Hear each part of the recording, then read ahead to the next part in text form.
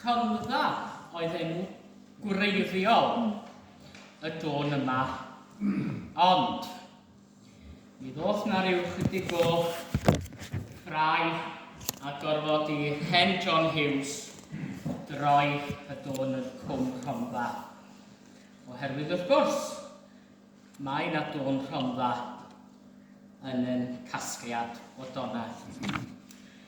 If you know the English words, you may sing the English words, but we are going to be singing it am Griffith's hymn, Welen sefyll rhwng y myrtrwydd wrth i'ch teilwng o'm holl byd ar y traed.